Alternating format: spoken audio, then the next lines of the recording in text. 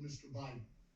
This evidence that we're presenting today is present and available to all Americans so that they may see it and assess it, despite the effort of blue state governors and executive officials. The mainstream media has also tried to censor this evidence. Private interests and corporate oligarchs through social media have attempted to prevent the presentation of this evidence.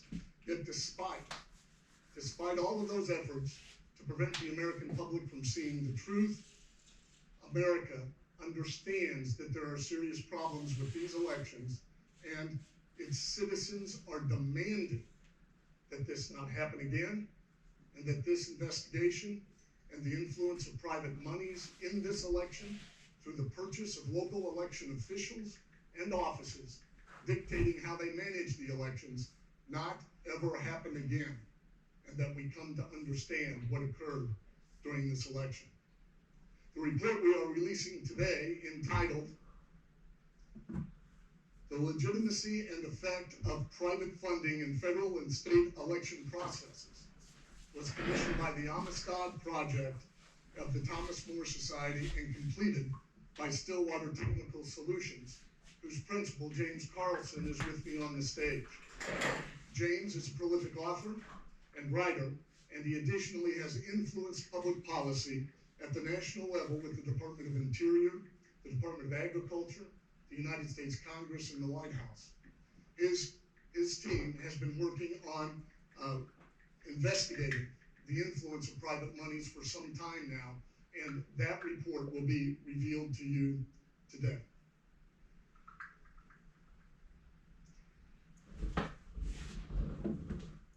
The report details the flow of more than $500 million, more than the federal government expended in the CARES Act to fund the election during the COVID crisis, by over $100 million more than the federal appropriation.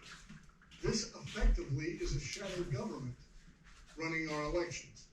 $500 million into the hands of state and local officials who in turn allow those private organizations and private interests to have access to sensitive and private information of American citizens that was of value to political parties and monetized for interests on the left.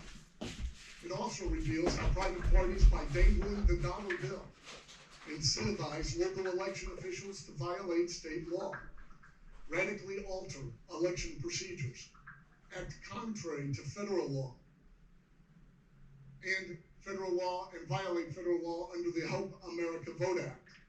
It involved a government in a scheme to turn out a specific demographic of voter. And government engaging in turning out a specific demographic of voter is the opposite side of the same coin as government engaging in an effort to suppress turnout among a specific demographic.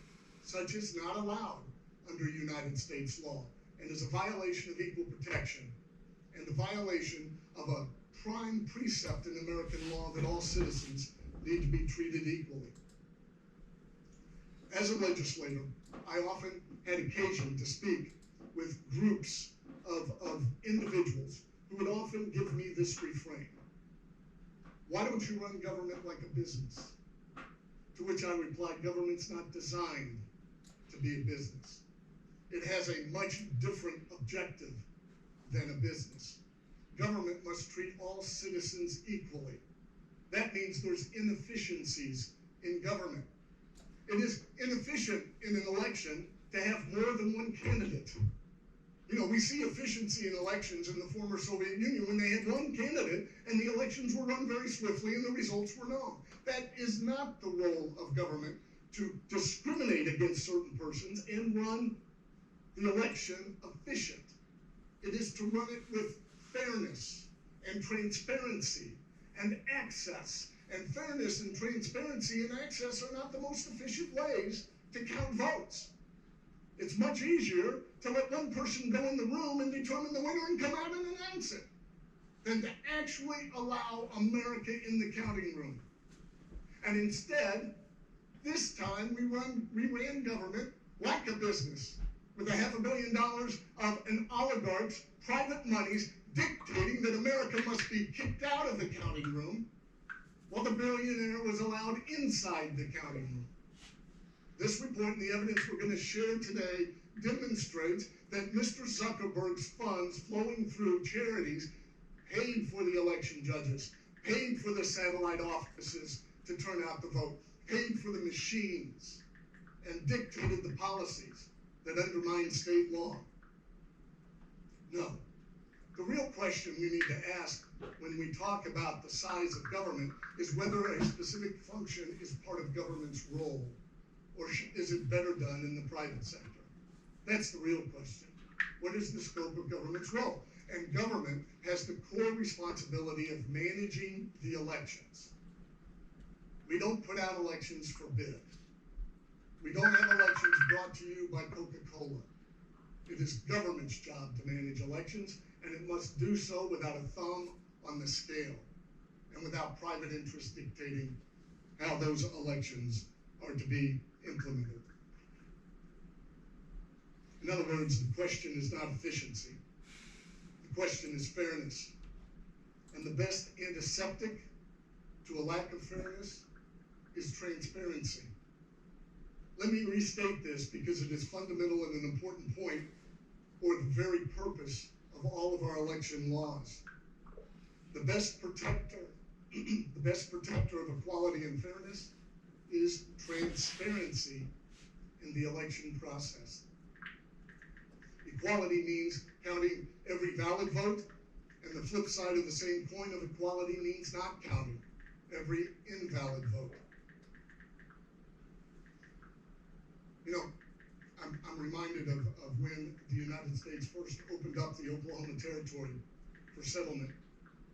And at the time, a lot of people lined up on what was the border of Kansas, and they shot off a gun, and they allowed them to rush in. That's where we get Oklahoma Sooners, by the way. People cheated, rushed in early, and popped up and said, I claim this land, these Sooners. But people rushed in, and they formed towns overnight. One of the first towns that was formed had to elect a mayor, so they had people stand in line, 2 lines. If you support this candidate, stand in this line. If you support this candidate, stand in this line. And then they appointed somebody to count as people walked by. And what they learned was some people were sneaking back in the line to be counted twice. And that's when they elected their first sheriff to be able to manage that election. And the point being that with transparency, we can discover fraud. With boarded up windows and election officials kicking one party out, you can't discover fraud. And kicking a party out is a violation of election law.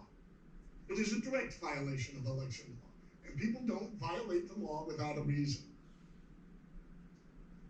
Now we have other means of transparency, and you might remember in our lifetime in the Bush-Gore battles, looking at the hanging chads, debating whether a dimpled chad was an actual vote. That was valid because that election was transparent and America was in the counting room. You didn't get that opportunity in this election. You weren't in there. Mark Zuckerberg was. Again, the truth is that America was kicked out of the counting room and then a billionaire was allowed in. This billionaire, who gave over $500 million that we've been able to track, and James has been able to identify in this election, poured most of that money through a charity entitled and named the Center for Tech and Civic Life. I will now call this Zuckerberg's charity because I believe that if you give $350 million to one charity, you have the right to call it after yourself. And as I mentioned, Zuckerberg paid for the election judges. He purchased the drop boxes contrary to state law. He ordered the consolidation of the counting facilities. Zuckerberg paid the local officials who boarded up the windows to the counting room. Zuckerberg money purchased the machines, Dominion and otherwise. And Zuckerberg money was contributed to secretaries of state like Michigan's Jocelyn Benson, who has fought transparency in this election by refusing to release computer logs and trying to bury forensic reports relating to those logs. That is not transparency. That is not the role of a Secretary of State. The Secretary of State's role is not to protect the vendor who manufactures the machines and distributes them. It's to forward the rights of Michiganders to a safe and fair election and a transparent election. Today, with this report and other evidence gathered by the Amistad Project, we're going to tell you this story.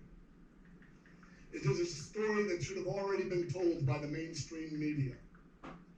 And I'm convinced, and if we can move the slide, I'm sorry. There we go. It's a story that should have been told by the mainstream media, and a story I'm convinced would have been told by the mainstream media if the billionaires had a different identity. If it was the Koch brothers, I don't believe that we would have to hold this news conference to reveal this truth. If it was the National Rifle Association putting in $500 million to purchase local election offices and incentivize officials to violate existing state law, we would not have to be holding this news conference. But because the mainstream media has a different agenda than the truth, we have to hold these news conferences and pray and hope that the American people will see past the censorship and the lies. There is no question whether there's evidence that dramatically impacted this election and incentivized people to violate election laws. That evidence has been demonstrated and it has been proven. We are obligated as Americans to share the truth when we uncover that truth. So if you can switch to the slides, please, I'm going to move this forward. As I mentioned, the American public can see through the fog and the smoke screen. Americans don't have confidence in this election. They know something was different. They know that the consolidated counting centers have